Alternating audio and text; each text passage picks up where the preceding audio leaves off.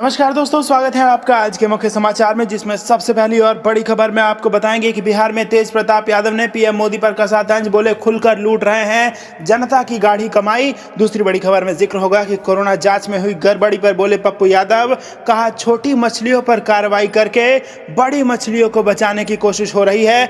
और तीसरी बड़ी खबर में आपको बताएंगे कि किसान नेता का बयान, हम आंदोलन भी करेंगे, देश की सीमा भी बचाएंगे और अन्न के भंडार भी भरेंगे। दोस्तों, हर एक खबर की गहराई में आपको ले जाएंगे, लेकिन उससे पहले अगर आप भी देश के किसानों के साथ खड़े हैं तो आप अभी इस वीडियो को लाइक कीजिए और इस लाल बटन को दबा के चैनल को फ्री में सब्सक्राइब करके घंटी बजाकर कमेंट में लिखिए जय हिंद। दोस्तों, करते हैं तमाम बड़ी खबरों की तरफ। तेज प्रताप ने पीएम मोदी पर कसा तंज, बोले खुलकर लूट रहे हैं जनता की गाढ़ी कमाई। जी हां दोस्तों, बिहार में कोरोना जांच में घोटाले का मामला सामने आने के बाद से ही सियासत शुरू हो गई है। इसको लेकर शनिवार को राजद नेता एवं पूर्व स्वास्थ्य मंत्री तेज प्रताप यादव ने बिहार सरकार के खिलाफ जोरदार हमला बोला है। राजद नेता एवं हसनपुर विधायक तेज प्रताप यादव ने सरकार पर निशाना साधते हुए कहा कि बिहार में जब से डबल इंजन की सरकार आई है, घोटाले पर घोटाला हो रहा है। वहीं सरकार द्वारा इन घोटालों के खिलाफ कड़ी कार्रवाई करने की जगह साक्ष्यों को दबाने का काम किया जा रहा है। लेकिन सरकार इन कमियों को लेकर जनता सब कुछ देख और समझ रही है कि सरकार के द्वारा किस तरह जनता की गाढ़ी कमाई का किस तरीके से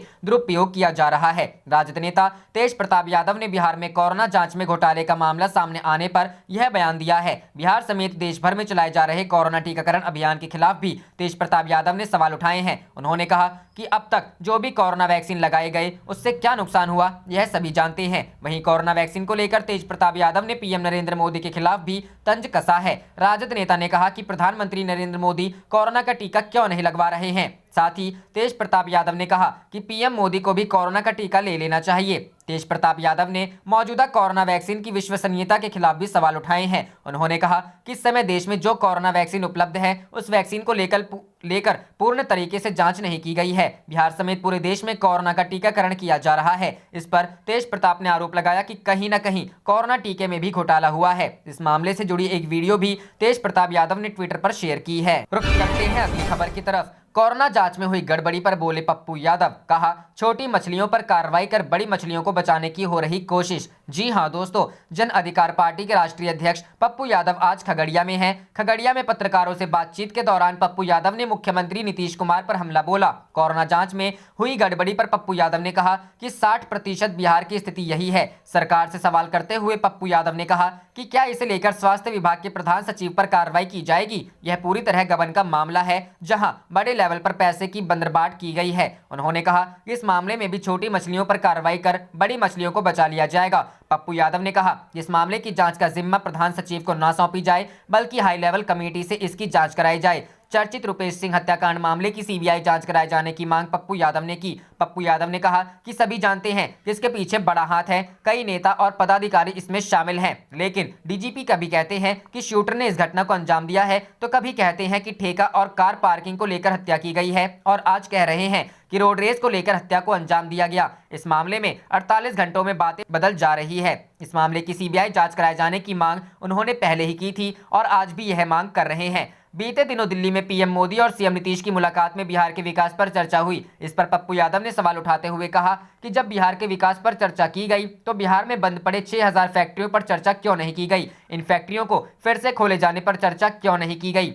पप्पू यादव ने कहा कि बिहार में ऐसे लोगों को मंत्री बनाया गया है जो गैर कानूनी कार्यों में लिप्त हैं। अधिकांश मंत्री दागी हैं। बिहार मंत्रिमंडल में 55% मंत्री ऐसे हैं जिन पर हत्या, फिरौती, आर्म्स एक्ट जैसे गंभीर मामलों में केस दर्ज है, जबकि सीएम नीतीश कहते हैं कि उन्हें इस बात की जानकारी नहीं है। इस पर पप्पू यादव ने सवाल उठाया कि क्या नीतीश कुमार ऐसे मंत्रिमंडल के सहारे बिहार को संचालित करना चाहते हैं। जाप के राष्ट्रीय अध्यक्ष पप्पू यादव ने पीएम मोदी पर भी हमला बोला। पप्पू यादव ने कहा कि आज चीन लगातार भारत की जमीन पर कब्जा करता जा रहा है, लेकिन इस पर कोई चर्चा नहीं हो रही है। वहीं किसानों की समस्याओं पर भी किसी तरह की चर्चा नहीं की जा रही है। किसानों को जिस तरीके से टारगेट किया जा रहा है वह लोकतंत्र और संविधान के लिए उचित नहीं है।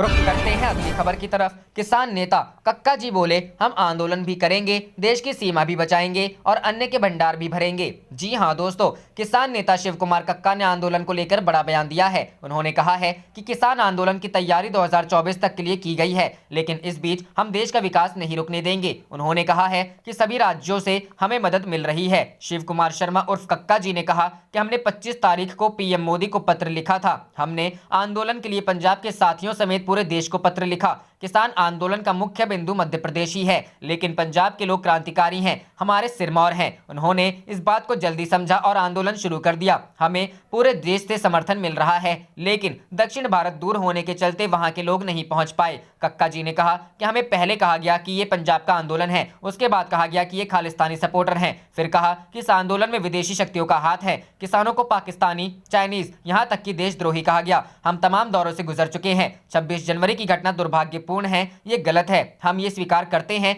कि ये हम सबकी जिम्मेदारी है, लेकिन ये भी जानते हैं कि बिना सरकार के सहयोग से लाल किले पर इस तरह की घटना नहीं की जा सकती। रुख करते हैं अगली खबर की तरफ। तेजस्वी ने सीएम नीतीश पर कसा तंज, कहा भोले भाले मुख्यमंत्री को दागी मंत्रियों के बारे में नहीं है जानकारी। जी हां दोस्तों, नीतीश कैबिनेट में दागी नेताओं को शामिल करने को लेकर विवाद जारी है। विपक्ष इस मुद्दे पर सीएम नीतीश पर लगातार निशाना साध रही है। इसी क्रम में शनिवार को नेता प्रतिपक्ष तेजस्वी यादव ने फिर एक बार सीएम नीतीश पर हमला बोला है। उन्होंने सीएम नीतीश के बयान, जिसमें उन्होंने कैबिनेट मंत्रियों के आपराधिक छवि के होने की बात पर अनभिज्ञता जताई थी, पर ट्वीट कर तंज कसा है और पूछा है कि क्या इतने भोले भाले मुख्यमंत्री कुर्सी पर बने रहने का नैतिक अधिकार है। नेता प्रतिपक्ष ने शनिवार को सीएम नीतीश पर निशाना साधते हुए ट्वीट कर लिखा है कि बिहार के महान कुर्सीवादी मुख्यमंत्री को पता ही नहीं है कि उनके मंत्रिमंडल में शामिल 18 मंत्रियों के खिलाफ हत्या, लूट, भ्रष्टाचार, यौन शोषण, आर्म्स एक्ट, चोरी, जालसाजी, धोखाधड़ी जैसे गंभीर आपराधिक मामले दर्ज हैं। क्या इतने भोले भाले मुख्यमंत्री को कुर्सी पर बने रहने का नैतिक अधिकार है?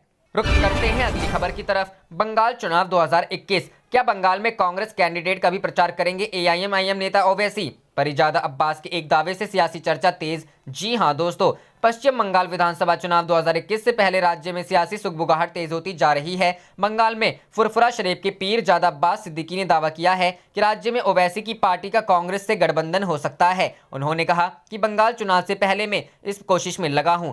पीरजादा के इस दावे से सियासी हलकों में भूचाल आ गया है। बता दें कि बंगाल चुनाव में ओवैसी अपने पार्टी के बैनर तले चुनाव नहीं लड़ेंगे, वे पीरजादा की पार्टी के बैनर तले ही चुनाव लड़ेंगे। फुरफुरा शरीफ के पीरजादा अब्बास सिद्दीकी वाम मोर्चा, कांग्रेस के साथ साथ ऑल इंडिया मजलिस-ए-इत्तेहादुल मुस्लिमीन के साथ राजनीतिक गठबंधन करना चाहते हैं। अपने करीबियों के बीच वह संकेत दे रहे हैं। उल्लेखनीय है कि विगत 21 जनवरी को अब्बास सिद्दीकी ने अपनी पार्टी इंडियन सेकुलर फ्रंट की घोषणा की थी। उससे बहुत पहले ही वह विधानसभा चुनाव की तैयारियों में भी जुट गए थे। वहीं गठबंधन के बारे में बात करने के लिए एआईएमआईएम असदुद्दीन ओवैसी 3 जनवरी को फुरफुरा शरीफ आए थे। दोनों के बीच लंबी बैठक भी हुई थी। इसके अलावा अब्बास वाम कांग्रेस गठबंधन में शामिल होने के लिए कई दफा प्रदेश कांग्रेस के अध्यक्ष अधीर रंजन चौधरी और माकपा के प्रदेश सचिव सूर्यकांत मिश्रा से भी बात की। हालांकि वाम कांग्रेस को ओवैसी की पार्टी के साथ गठबंधन पर आपत्ति है, पर अब्बास को साथ लेकर चलने की दिलचस्पी है। वाम कांग्रेस गठबंधन एआईएमआईएम के साथ किसी भी सीट पर बातचीत करने को तैयार नहीं है।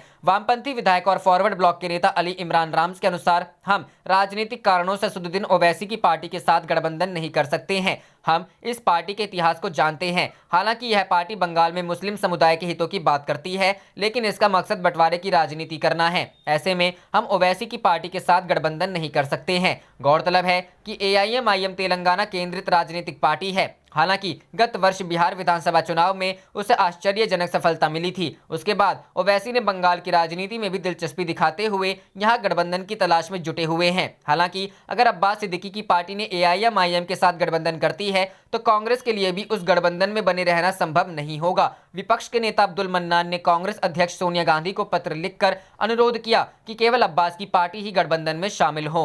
रुक करते हैं अगली खबर की तरफ। तीसरी बार रोकी गई भाजपा की रथ यात्रा। जी हां दोस्तों, भाजपा को मुर्शिदाबाद जिले में शुक्रवार को तीसरी बार अपनी परिवर्तन रथ यात्रा को बीच में ही रोकना पड़ा। भाजपा नेताओं ने कहा कि इस संबंध में उन्होंने कई बार पुलिस के अधिकारियों से बात की थी, लेकिन कोई जवाब नहीं मिला। भाजपा ने अप्रैल मई में होने वाले चुनावों के मद्देनजर 5 रोड शो का ऐलान किया है। इनमें से 4 रोड शो निकाले जा चुके हैं। इन रोड शो के तहत भगवा दल राज्य की सभी 294 सीटों को कवर करने की तैयारी में है। भाजपा नेताओं ने कहा कि पुलिस ने उन्हें यह कहते हुए रोड शो को आगे ले जाने से रोक दिया कि आगे रास्ते में जाम है। पुलिस ने कहा कि कांग्रेस और लेफ्ट पार्टियों की ओर से 12 घंटे का बंद आयोजित किया गया है। इसके चलते जाम की स्थिति है और आप आगे नहीं जा सकते। हालांकि भाजपा नेताओं का कहना था कि उन्हें आगे ऐसा प्रदर्शन नहीं दिखा। गुरुवार को CPIM सहित बंगाल के वाम दलों के युवाओं और छात्र मोर्चा द्वारा कोलकाता और हावड़ा में एक आंदोलन के दौरान बैटन चार्ज और आंसू गैस के गोले के इस्तेमाल के विरोध में हड़ताल का आह्वान किया गया था। रुख करते हैं अगली खबर की तरफ। चीन के सामने खड़े नहीं होंगे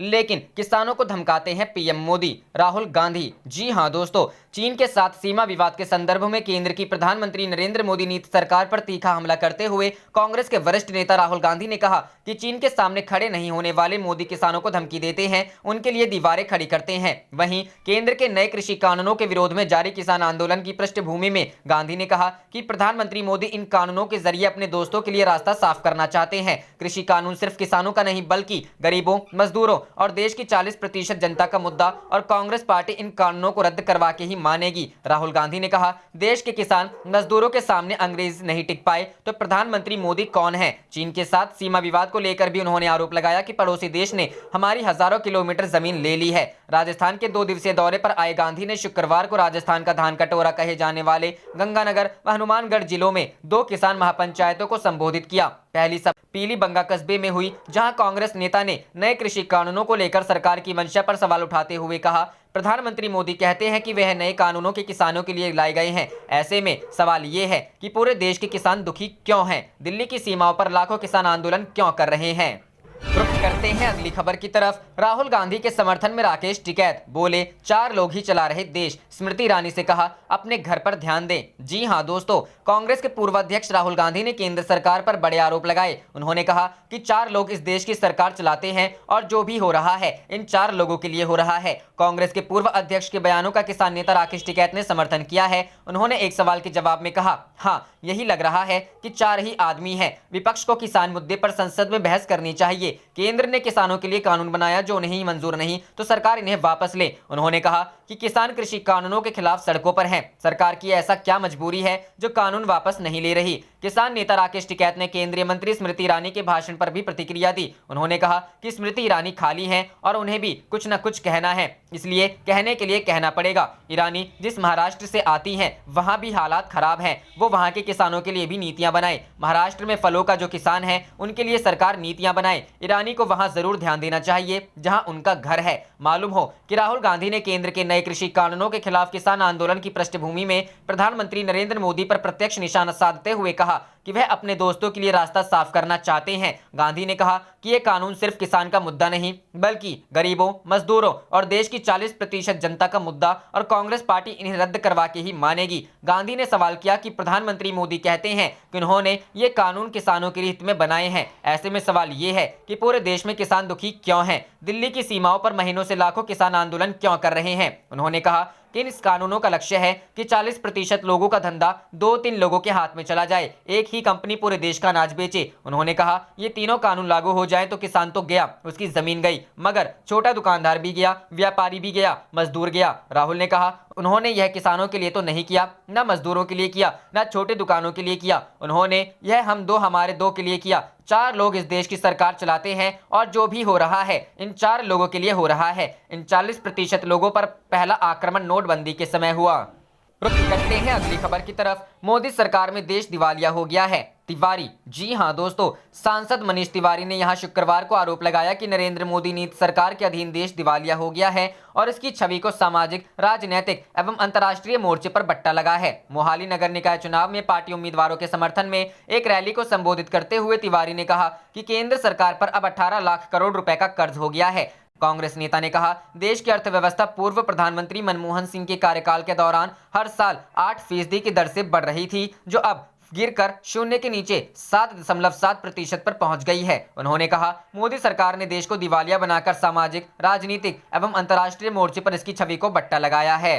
रुक करते हैं अगली खबर की तरफ। मुख्यमंत्री ममता बनर्जी शुरू करेंगी मां की रसोई, 5 रुपए में मिलेगा भरपेट भोजन। जी हां दोस्तों, बंगाल में विधानसभा चुनाव से पहले भाजपा से मिल रही कड़ी टक्कर के बीच अब मुख्यमंत्री ममता बनर्जी गरीबों को लुभाने के लिए मां की रसोई योजना शुरू करने जा रही हैं। इसमें 5 रुपए में भरपेट चावल अंडा भोजन मिलेगा। राज्य सरकार की ओर से बताया गया कि फिलहाल यह योजना कोलकाता नगर निगम के 16 बोरो क्षेत्रों के कुल 144 वार्डों में शुरू होगी। इसके बाद पूरे राज्य में यह योजना शुरू होगी। मुख्यमंत्री ममता बनर्जी आगामी सोमवार को राज्य सचिवालय में इस योजना का वर्चुअल उद्घाटन करेंगी। बीते 5 फरवरी को विधानसभा में अंतरिम बजट पेश करते हुए ममता ने इसकी घोषणा की थी। कोलकाता नगर निगम के प्रशासक व राज्य के शहरी विकास मंत्री फिरहाद हकीम ने शुक्रवार को बताया, इस योजना के तहत 5 रुपए में गरीबों को 200 ग्राम चावल, दाल, सब्जी के अलावा अंडा भी मिलेगा। मंगलवार से प्रतिदिन दोपहर के 1 से 2 बजे के बीच भोजन आवंटित होगा, जिसका हर गरीब लाभ उठा सकता है। इधर विपक्षी दलों का कहना है कि यह राज्य सरकार का चुनावी स्टंट है।